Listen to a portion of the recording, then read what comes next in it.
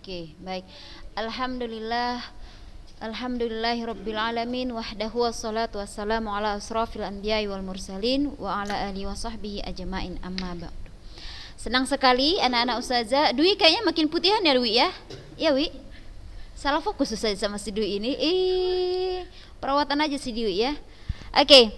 Syukur kita panjatkan kehadirat Allah Subhanahu wa taala, kita kembali lagi bertemu ya. Dan ada kabar baik. Udah pada tahu kabar baiknya itu? Pasti tahu kali lah kalau mengenai kabar baik. Langsung. Lah, kapan kita libur ya? Hari Selasa. Minta digigit ini siap Prita ini memang. Rabu. Kalau untuk siap Prita hari Sabtu aja dia libur. Tanggung. Itu sesuai dengan kalender pendidikan itu. Bukannya kalian sering nengok kalender pendidikan? Kan itu hobi kalian kan? Menengok kapan libur lagi, udah siap libur kapan libur lagi, gitu aja ya kan. Oke, biar gak senyum-senyum aja, Ustazah mau bertanya dulu sebelum kita masuk. Ustazah mau bertanya sama si Lili. Oke Li, terakhir kita minggu lalu apalah bahasan kita terakhir? Janganlah ketawa gitu. Gawat kita. Apa kemarin?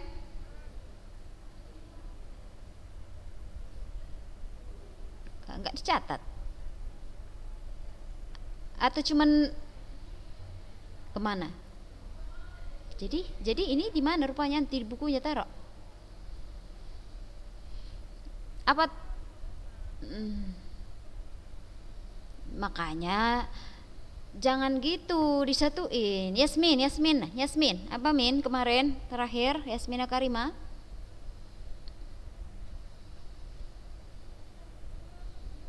Iya, penerapan hukum Bernoulli kemarin. Kalau Ustaz tidak salah, ada kita memberi satu contoh ya. Ada kita bahas satu contoh soal kemarin ya. Ya kan? Ada ya.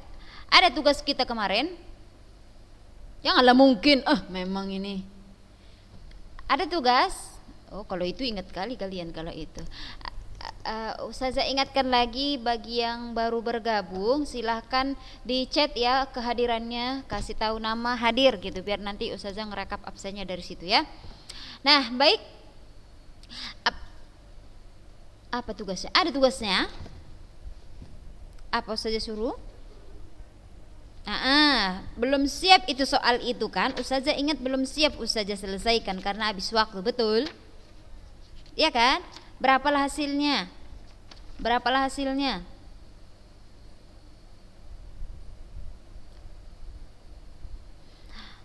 Ustazah kan bilang kemarin tuh dikasih ke Ustazah, ada kayaknya masih ada yang belum. Berapa jadinya? Berapa Pascal? 92.000? Iya, 92.500 Pascal atau 92,5 kilo Pascal ya. Kalau kita mau ubah ke kilo Pascal. Oke, baik. Ini sekarang kita pembahasan materi penghujung tentang fluida nih ya. Aplikasi penerapan hukum Bernoulli ini kemarin kita sudah bahas juga. Ada teorema Torricelli nih tentang kebocoran pada tangki air ya. Ini rumusnya kemarin sudah. Ada juga pada pipa Venturi. Venturi itu ada dua, ada yang menggunakan manometer, ada yang tanpa manometer. Manometer itu yang ini ya. Ini manometer namanya.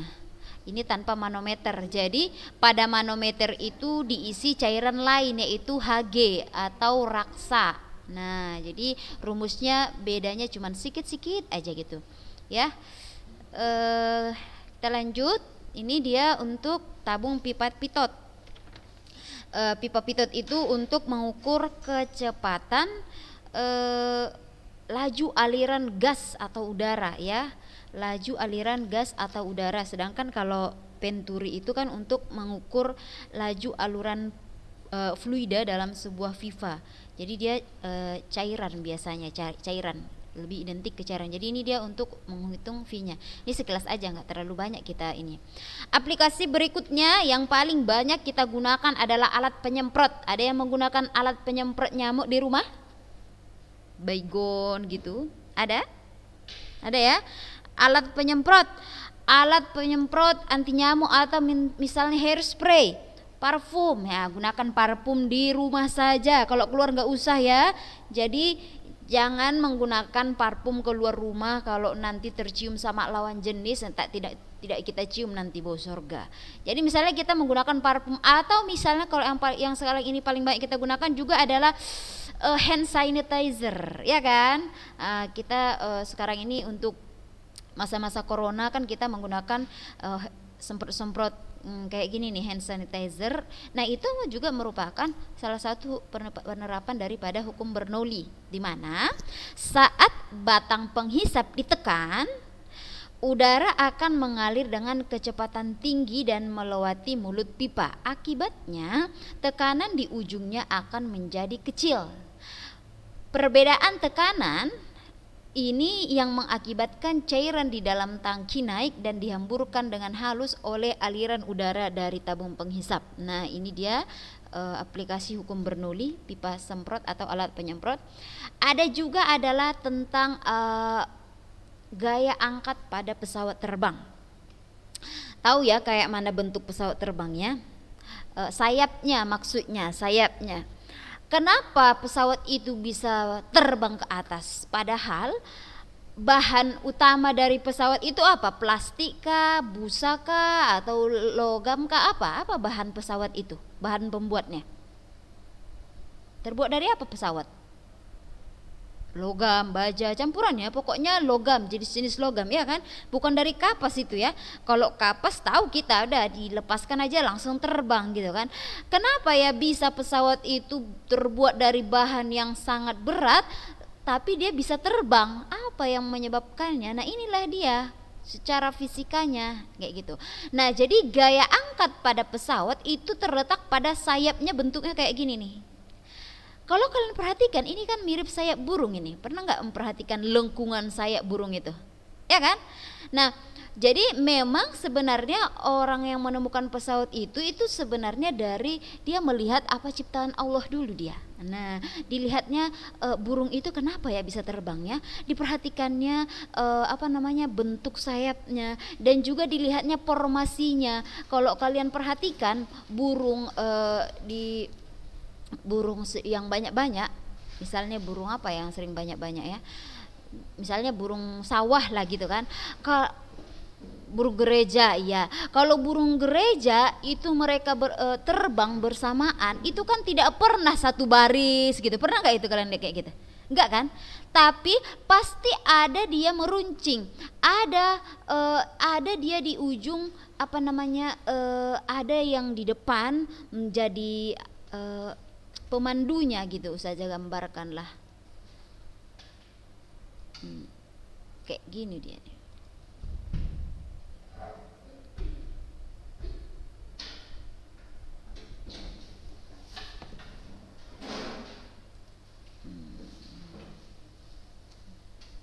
Apa yang nampak sekarang? Ada nampak kamera enggak? Nampak kertas? Muka Shopee. Kok muka Shopee pula yang nampak? Oke, Ustazah masuk dulu lah biar Ustazah lihat dulu apa yang terjadi di sini. Nah, lihat nih, ini kita materinya udah penghujung ini, makanya aplikasi-aplikasi aja kita banyak-banyakkan. Nah, ini kan. Loh, ada mananya nih kameranya?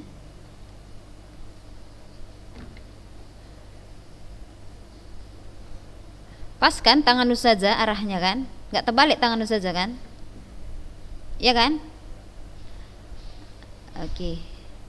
Ini jadi kalau burung itu kan, dia di sini ada satu, baru di sini, di sini, di sini, di sini, di sini, nggak ada apanya, nggak ada.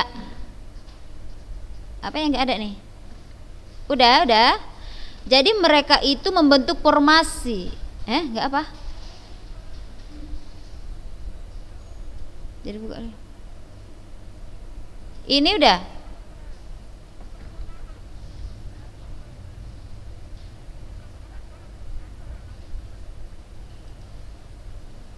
Tengok ulun nuha itu aja lah. Tekan si ulun nuha itu. Nah, ya, udah nampak kalian? Ini udah.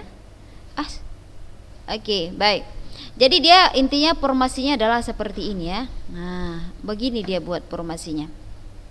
Ya. Jadi dia tidaklah sejajar gitu aja, tapi dia akan membentuk formasi. Kenapa? Kenapa harus ada yang di sini, ada yang di ujungnya? Lalu seperti ini dia membentuk formasi. Itu ada hubungannya dengan tekanan udara yang dihasilkan. Nah, begitu juga lah dengan si sayap pesawat itu tadi. Sayap pesawat dibuat seperti ini nih, kayak gini. Udah nampak slide-nya, udah kebuka slide-nya kan? Udah kan? Nah, oke, perhatikan ini. Sayap pesawat itu didesain seperti ini agar aliran udara yang di atas ini kan, yang ini coba lihat ini lengkungannya kan berbeda dengan yang di sini. Ini kan agak datar dia, ya kan? Ini lebih melengkung yang di atas, betul? Ya kan? Nah, jadi dibuat seperti ini agar aliran udara yang di atas ini alirannya, ya. Jadi ini perhatikan ini, slow air, low pressure katanya gitu, ya kan? Faster air, faster itu berarti artinya adalah udaranya lebih cepat atau tekanannya lebih rendah. Kalau yang di bawah dia itu udaranya lebih lemah tapi dia tekanannya tinggi gitu. Jadi tekanan di sini, tekanan di atas itu lebih rendah daripada tekanan di bawah. Ya, bentuk seperti ini mengakibatkan tekanan pada sayap bawah itu lebih tinggi daripada tekanan pada sayap atas. Kalau sayap bawahnya tekanannya lebih tinggi, ya pasti pesawatnya akan terangkat gitu. Ya kan? Gaya tekanan yang mengangkat si pesawat itu sendiri ya. Jadi hasilnya tekanan di atas pesawat lebih rendah daripada tekanan udara di bawah pesawat, maka timbullah daya angkat, ya. Maka timbullah daya angkat pesawat. Kenapa? Karena tekanan di bawahnya lebih besar ya, sedangkan di atas dia itu lebih rendah dan juga udaranya berkebalikan udaranya ya. Nah, itulah gaya angkat pada pesawat, aplikasi dari hukum Bernoulli dari bentuk daripada sayap pesawat itu. Kan di sini buat pesawat terbang dapat terangkat ke udara karena kelajuan udara yang melalui sayap pesawat bagian sisi atas lebih besar daripada bagian sisi bawahnya. Jadi kesimpulannya kalau Ustazah gambarkan, coba perhatikan dulu ya. Nampak nggak ini kameranya? Biar Ustazah masukkan dulu kamera lagi.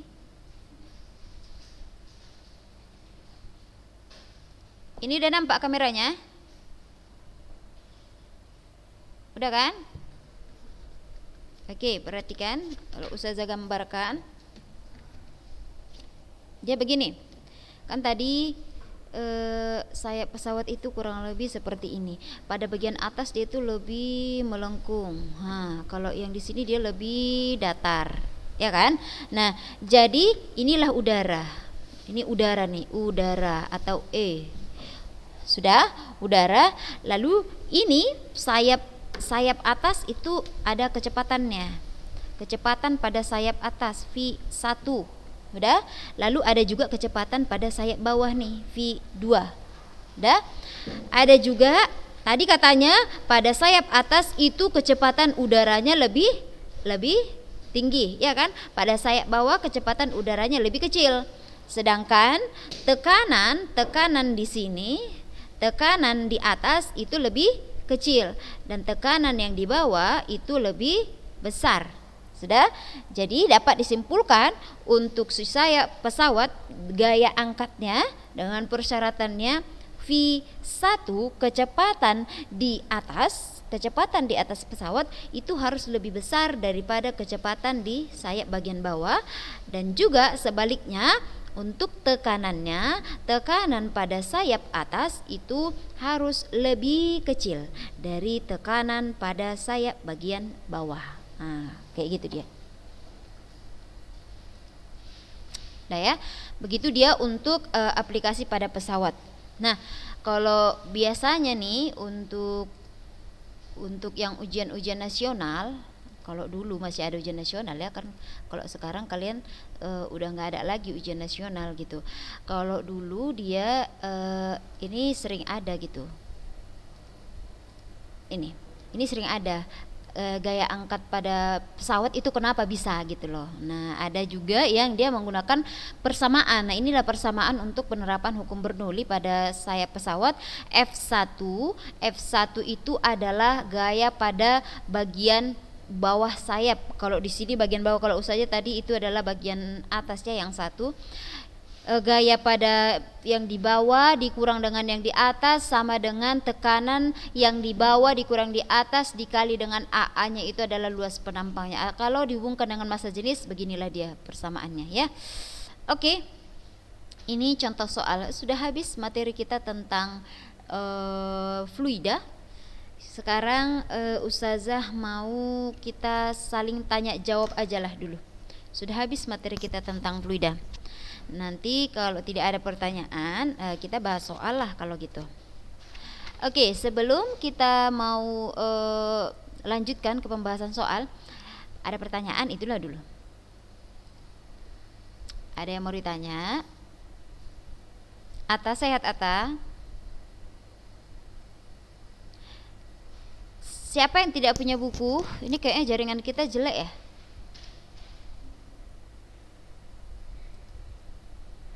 Udah pada iya kan?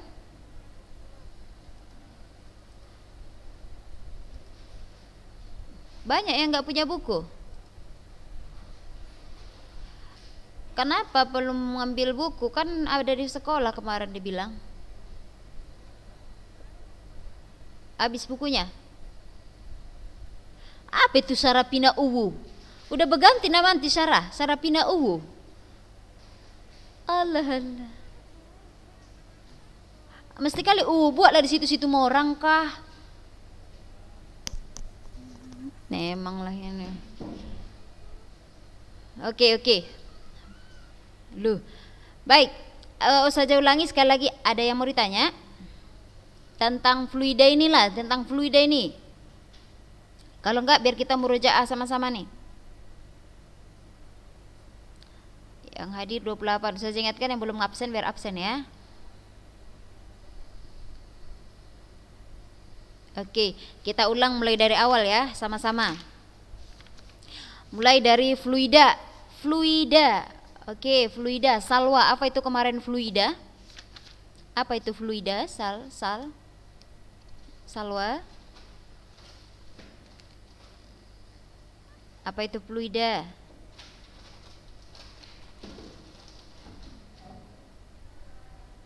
Ini enggak nyantol-nyantol nih kayaknya nih. Apa fluida? Salwa?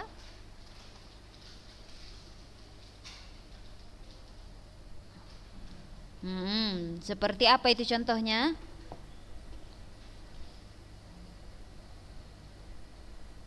Kayu.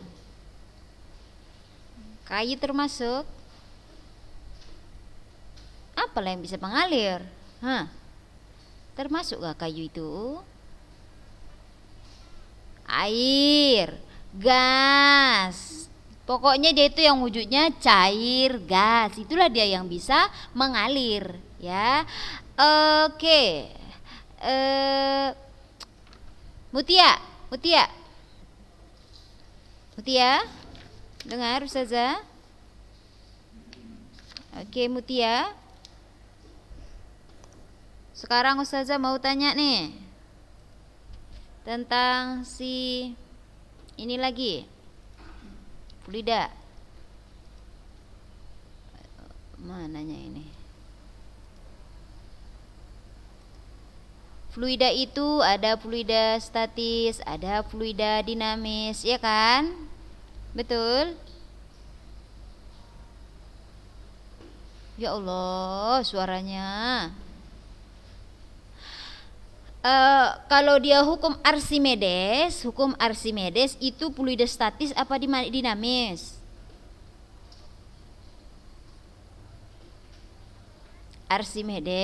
Hukum Archimedes itu masuk fluida statis apa dinamis?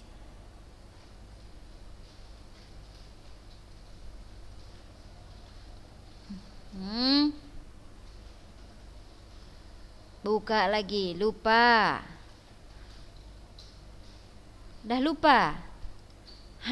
Oke, kita bahas sama-sama nih. Ustazah ulangi lagi sekilas. Fluida itu kan ada fluida statis, ada fluida dinamis, ya kan? Nah, fluida statis namanya yang enggak bergerak lah, yang diam gitu. Apa yang fluida yang dia itu sifat zat alir yang dia enggak mengalir gitu loh, yang enggak jalan. Nah, misalnya tekanan itu kan salah satu sifat yang dimiliki oleh zat yang mengalir. Misalnya kalau Ananda sekalian mengangkat air di ember, berat kan, rasanya berat kan. Air itu kenapa berat? Karena air itu sendiri memiliki tekanan, ada tekanan air itu gitu kan. Pas waktu air itu masih kan di ember nih, kalau di ember ya diam aja lah ya kan. Itu sifat yang fluida yang statis namanya. Nah, lalu ada sifatnya itu tekanan hidrostatis. Tekanan daripada fluida itu ada tekanan hidrostatis namanya. Dan juga aplikasi besaran-besaran yang berhubungan dengan fluida itu ada dia tadi tekanan, ada massa jenis, ada juga hukum Archimedes, hukum Pascal, tegangan permukaan, tekanan mutlak, ini semuanya kapilaritas, ini semuanya adalah sifat-sifat daripada fluida yang statis, artinya yang membahas tentang fluida yang diam. Kayak inilah viskositas. Viskositas itu kan tentang kekentalan gitu kan. Ini kan kita uji pada fluida yang diam, kekentalan daripada fluida itu gitu. Ini kan fluida yang diam ini. Atau misalnya tegangan permukaan. Nah ini tegangan permukaan. Tegangan permukaan ini kan fluidanya diam ini, macam ini gambar nyamuk yang ada di atas air ini gitu kan. Fluida diam. Nah, atau misalnya seperti hukum apa? Hukum Pascal. Ya, hukum Pascal. Nih, ini kan fluidanya diam, nggak ngalir. Maksudnya itu nggak ngalir fluidanya. Ya kan, ini cuman ada dia pada bejana berhubungan lalu dikasih tekanan gitu, dia nggak ngalir, diam dia itu fluidanya. Begitu juga tentang hukum Archimedes ya, penerapan Archimedes ini kan fluidanya diam ini airnya kan diam ini, nggak dialirkan, cuman dikasih bendanya ada yang melayang, ada yang terapung, ada yang tenggelam. Kenapa bisa? Itu bergantung kepada perbandingan massa jenisnya. Nah, kalau dia yang statis, yang dinamis, pokoknya ingatlah kalau dia itu bergerak. Misalnya seperti persamaan kontinuitas itu yang mengalir ya. Kita kan membahas debit air. Debit air itu kan besarnya, banyaknya laju, banyaknya volume yang mengalir persatuan waktu. Banyaknya volume air yang mengalir persatuan waktu, ya mengalir berarti dia itu termasuk fluida yang dinamis gitu kan. Debit berarti Q sama dengan delta P per delta T. Nah, hukum Bernoulli juga itu menghubungkan tentang pipa, tekanan, ketinggian, kelajuannya. Nah, ini juga aplikasi daripada fluida yang dinamis. Hukum Bernoulli tinggal aplikasi-aplikasinya ya, yaitu tentang manometer, venturimeter, lalu ada dia alat penyemprot, ada dia pipa bocor dan lain-lain sebagainya, ya tangki bocor ya. Nah, itu dia anak-anak ustazah, sudah selesai sebenarnya materi kita, cuman tinggal kita matangkan lagi, nanti di ustazah kasih satu soal lah untuk kalian. Cobalah dulu buka soal evaluasi bab berapa kita sekarang ini. Ini yang kita bahas ini sekarang di buku kalian bab 3 ya kan, bab 3. Oke, nantilah waktu kita udah mau habis ini, nanti ustazah kasih tahu nomor berapa yang mau kalian kerjakan ya. Itu saja kayaknya ustazah, tapi di minggu depan ya, di minggu depan kita sudah masuk ke ini, suhu dan kalor ya. Suhu dan kalor. Jadi Ananda sekalian silakan baca-baca lagi materi tentang suhu dan kalor. Ini di SMP sudah pernah belajar, ya kan? Ada pemoian zat padat, pemoian panjang, luas, volume. Betul? Udah pernah belajar di SMP kan? Ya. Ini tentang asas Black, juga kiserap sama dengan kilepas. Ini yang akan kita pelajari insya Allah minggu depan. Jadi harap anak-anak ustazah dibaca-baca dulu bukunya ya. Oke, ada lagi nggak yang belum ini? Ada lagi yang belum chat ustazah?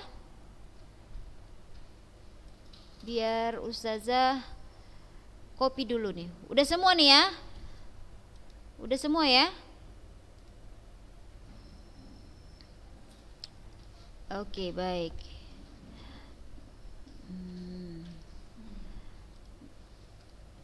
Baik, demikian pertemuan kita hari ini. Kita tutup dengan doa kafaratul majlis. Subhanakallahumma wa bihamdika asyhadu an la ilaha illa anta astaghfiruka wa atubu ilaik. Assalamualaikum warahmatullahi wabarakatuh. Siapa baru chat ini? Naziha. Oke, udah. Silahkan lab yang belum pakai baju sekolah silahkan ganti bajunya segera ya, biar masuk pelajaran berikutnya pakai baju sekolah ya. Demikian.